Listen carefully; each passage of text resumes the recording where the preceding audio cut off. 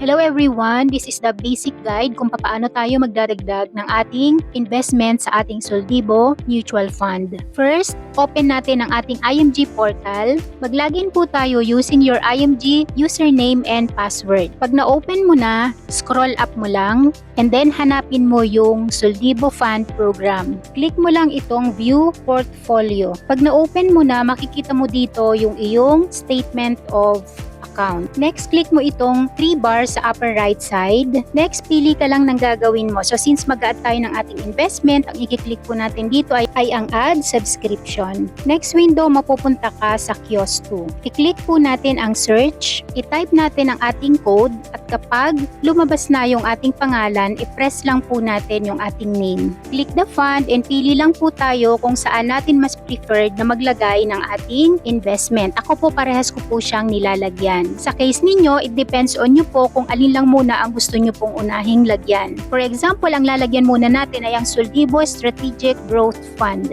And then, edit po natin yung amount kung magkano yung ating ilalagay na investment for that day. Next window, lalabas na po dito yung payment options. But before that, maglagay muna po tayo ng ating email. Automatic naman po dito lalabas na po dyan yung ating first name and last name. Ito po ang ating mga payment options. And this time, since GCash po ang ating gagamitin, ang pipiliin po natin dito ay ang remittance or bank transfer or bank deposit. Next window, ito po ang lalabas. So yan, dito po i-complete mo lang yung iyong personal informations. I-complete mo lang po ito para mag-proceed ka sa next window.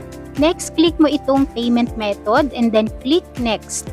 Click mo itong arrow na ito dahil this time pipili na po tayo kung saang account ka ng IMG magpapadala ng iyong payment. Sa example natin na ito, ang gagamitin po natin ay ang Union Bank account ng IMG. I-tick natin ang Union Bank, click select and kapag na-select mo na po, lalabas na po dito yung payment instructions. Basahin lamang po natin yan hanggang po sa ibaba. Makikita nyo po dito ang account name which is ito po yung International Marketing Group or IMG. Nandito din po ang Union Bank account ng IMG. Dito po sa portion na to, dito po natin i-upload yung ating proof of payment for verification.